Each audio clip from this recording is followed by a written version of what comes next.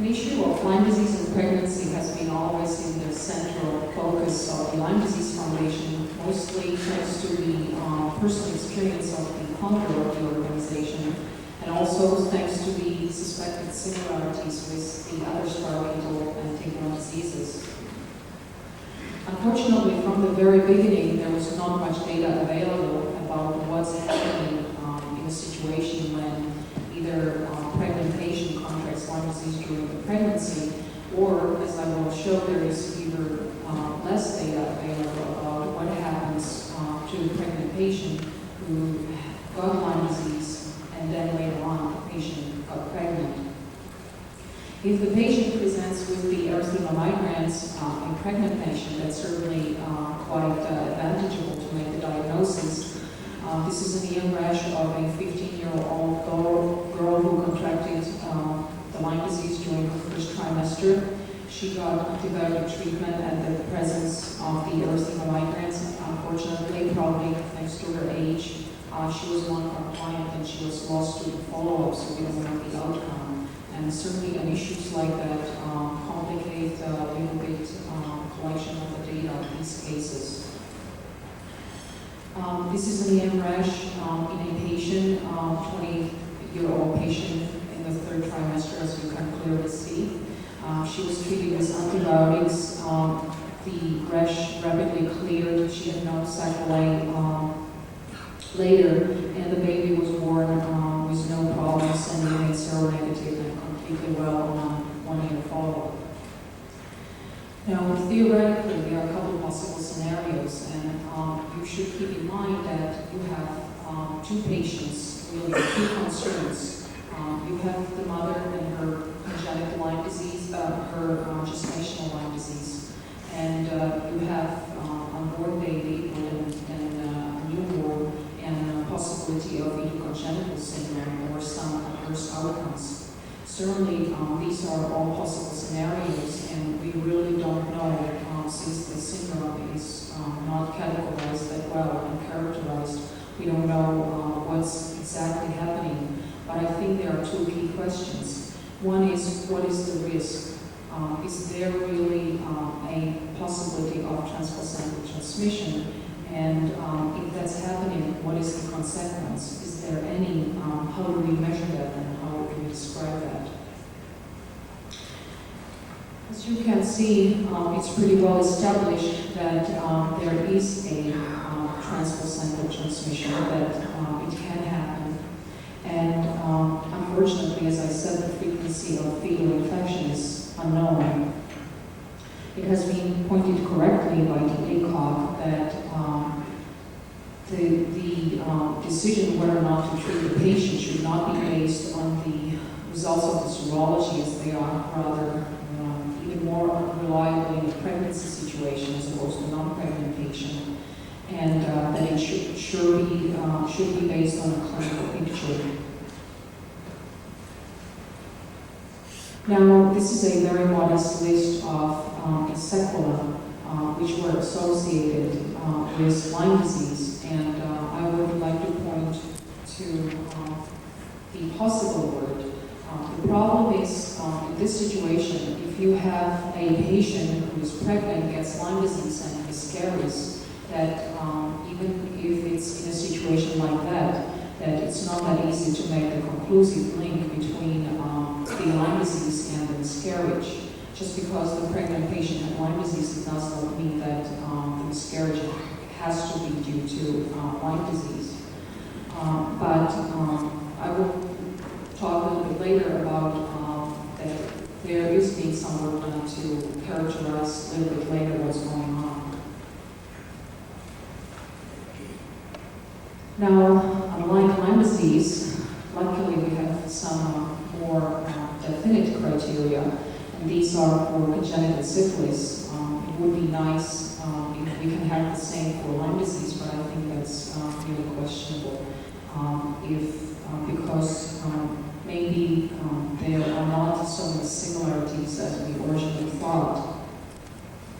This slide is taken from the microbiology manual, and you can see that the definitive criteria for making diagnosis of neonatal it's a demonstration of T. pallidum by direct demonstration of organism in various samples. Presumptive, and I think that's really interesting, is combination of 1, 2, and 3. One is determination that the infant was born to mother who had untreated or inadequately treated syphilis of the delivery, regardless of the findings in the infant.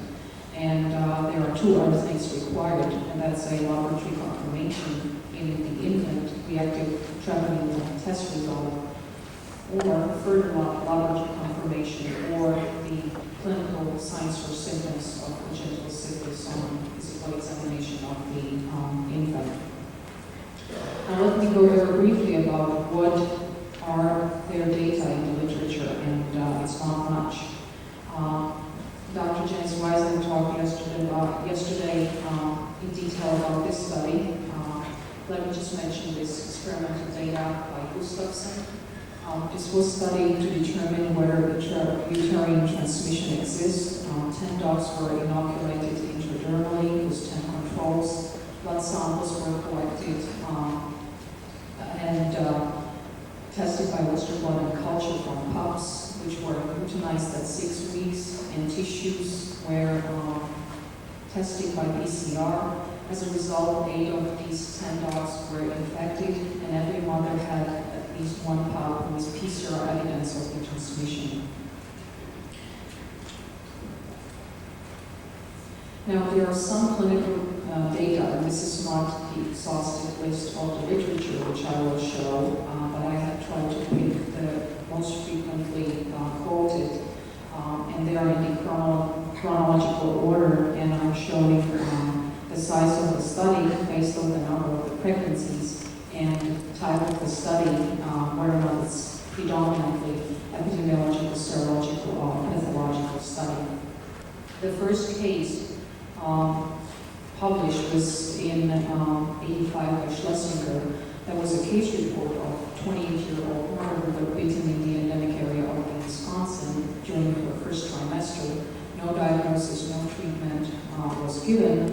At 35-week gestation, normal delivery, but briefly after the delivery, the baby had in cardiac distress and had died. Mother's Pseudophora was normal, but the autopsy had showed the presence of these parietal structures. Here's one. In these spleens, this is the spleen, courtesy of Dr. Duray. Kidney and bone marrow, but surprisingly not in the heart, where it was determined that the reason for the death was the cardiac malformation. The second was studied by Markowitz. It was a retrospective study of 19 pregnancies who got Lyme disease during all trimesters. There were 5 adverse outcomes: syndactyly, cortical blindness, intrauterine fetal death, prematurity, and rash. Since these were so different, there could not be made a conclusion that there would be any direct link between these adverse outcomes. Unfortunately, I think for this study, were enrolled only full-term pregnancies, and therefore any possible effects during the pregnancy were missed. The next was a case report by McDonald, 24-year-old woman who contracted Lyme disease during the first trimester. Again, the diagnosis was missed. In this case, it was a stillbirth. The baby had a heart malformation, and the sparkies were recovered from fetal liver and confirmed by the positive monoclonal antibody reaction. I think these cases are also pretty good documentation of how our ability to detect B. burgdorferi was advancing. We have started just with serology and then advanced to better techniques. Cieselsky, that was 17 women prospectively followed, again, Lyme disease during all trimesters. These women were all received antibiotic treatment. One woman had a missed abortion at 13 weeks, and there was a woman who acquired Lyme disease at 4 weeks gestation. However, cultures in Spain did not document B. burgdorferi as the etiology, and therefore no conclusion was made. They have concluded that treated maternal Lyme disease may result in a normal pregnancy outcome. Neighbor's case is a case of a 37-year-old woman being by several ticks during the second months of her pregnancy. She had an erythema migrans, no other symptoms. She was treated with 1 million units of oral penicillin 3 times a day for a week. And the pregnancy went with no problem. A normal appearing child was delivered, died within 24 hours after birth. Post-mortem exam showed no abnormalities, and the death of the newborn was associated with the respiratory failure as a consequence of perinatal brain damage. Silver stain, however, shows parakeets resembling B. burgdorferi in the brain and the liver. Now, let's go to the larger studies, predominantly serological, and that's a study by Williams, who collected 221 serum specimens from the cord blood and found no association between the presence of IgG antibodies of B. burgdorferi and congenital malformations. Another study, somebody can focus on me. It was a study of 1,416 women and their 1,434 infants for the presence of antibodies to B. burgdorferi at the time of delivery. Less than 1%, which was 12 women, were seropositive, and only 1 woman had a history of the seropositive consistent with Lyme disease during pregnancy, which was a tick bite followed by erythema migrans in the first trimester. There were a few adverse outcomes, but because the serology, positive serology rate was so low, the authors concluded that it was unlikely that any of the adverse pregnancy outcomes were attributable to Lyme disease. McDonald's study, frequently omitted from references, is a critical review of the existing literature and making interesting parallels to syphilis. And addition of 14 cases which were studied histologically, and spirochetes from autopsy yielded in all 14 cases. And since nobody was able to reproduce the same results, there's some suspicion whether or not these are valid results. Glass has studied the effects of Lyme disease seropositivity on the pregnancy outcome. She had 143 pregnant women from Wisconsin. The titers for B. burgdorferi exposure were examined and correlated with the pregnancy outcome, and they have found that the incidence of first trimester abortions was no greater for seropositive women than for seronegative women. Strobino, and that's really the largest population, unselected study of 2,000 Westchester County women. Try to determine if prenatal exposure to Lyme disease is associated with an increased risk of adverse pregnancy outcomes. And they have given questionnaires and collected samples for antibody testing at the prenatal visits and the delivery, and also have collected the fetal parameters. And as a result, they have found no association between maternal Lyme disease and fetal deaths, or decreased birth weight or length of gestation at the delivery. Interestingly enough, there was one interesting conclusion that the tick bites within 3 years preceding conception were significantly higher associated with congenital malformations. But I believe that this could reflect reporting differences between exposed and unexposed women. The last, actually one more, Gerber, that's really not a study, that was a survey in which they tried to determine the prevalence of clinically significant nervous system disease attributable to transplacental transmission of B. burgdorferi, and I don't think that they went too cleverly about that. They have asked pediatric neurologists practicing in Lyme endemic areas whether or not they have ever cared for a baby with neurological problems whose mother would have Lyme disease. None of the surveyed physicians have ever seen a child whose mother would have been diagnosed as having Lyme disease, and then therefore, I believe, incorrectly concluded that congenital Lyme disease probably does not exist or occurs at the extremely low rate. I believe that this was an incorrect population for that conclusion.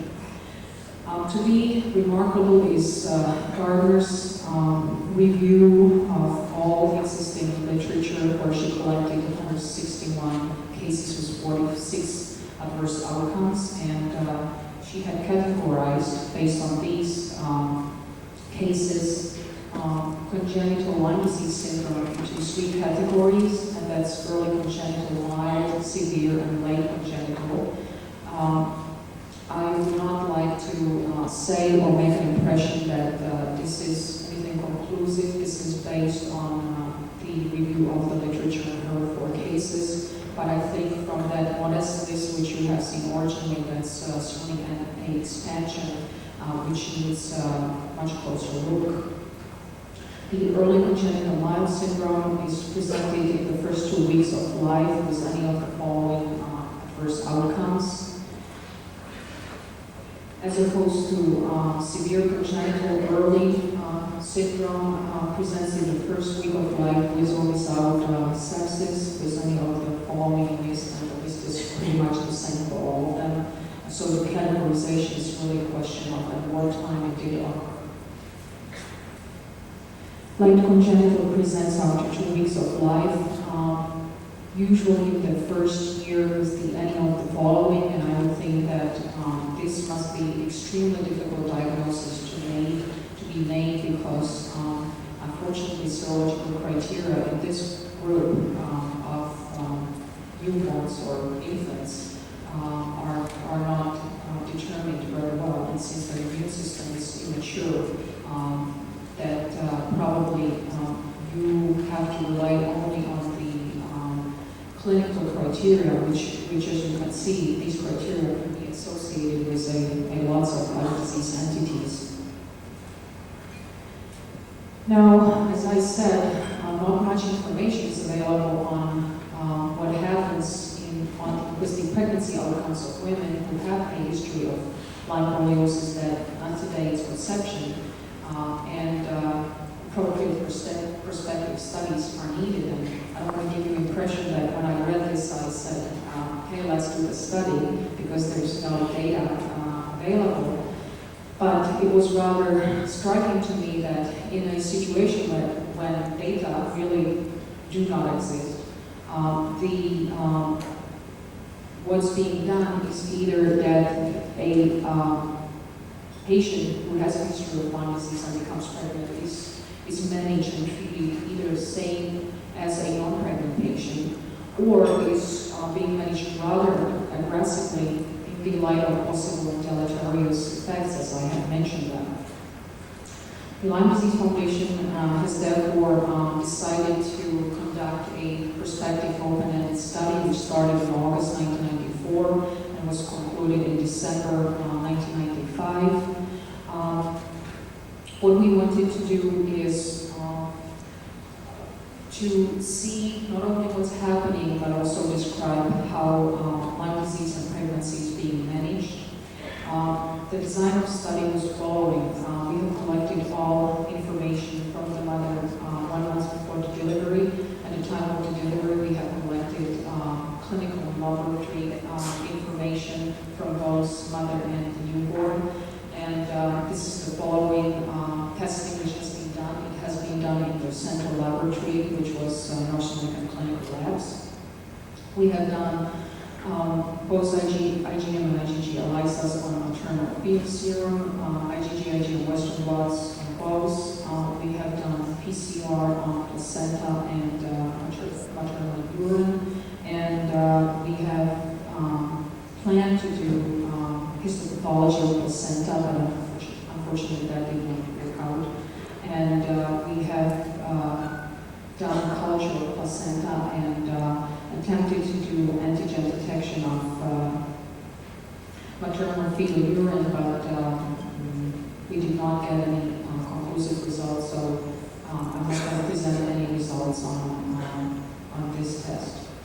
Follow-up was done minimum for 4 months, where we collected clinical data on Lyme disease course of the mother and how the development of the infant goes from the pediatricians. This was a physician-based study. All of the information were collected from the physicians, but you can imagine that in a study like that, the driving force is really the mother.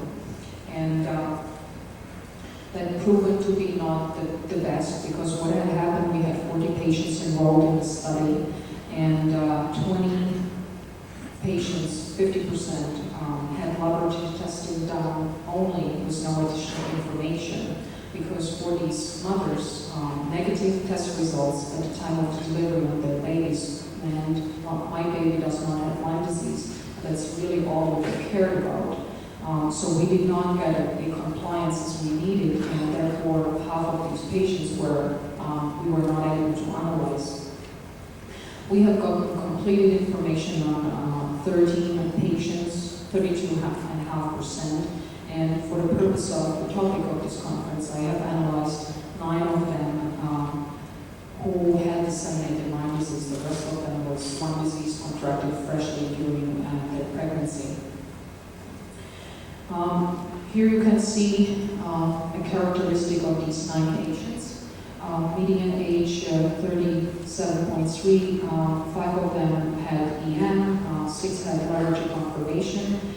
Median of when they contracted Lyme disease, which you can see in years, lengths, was 53.8 months, and median length of treatment, which they received before the time of conception, was 5.5 months. 7 of them were symptomatic at the time of the conception. This is one of the patients. This is her primary lesion and secondary lesion. I'm going to speed up my times out now. I can feel, experience personally how it feels when you are out of the time. As I said, 7 patients were symptomatic at the time of the conception, and 5 of whom received antibiotic treatment through the entire pregnancy. This was rather striking to me. This patient was a patient who got prescribed antibiotics for the entire pregnancy, but I guess the communication between the patient and doctor wasn't too good, because the mother was afraid that the antibiotics will hurt the baby, and she decided not to take them.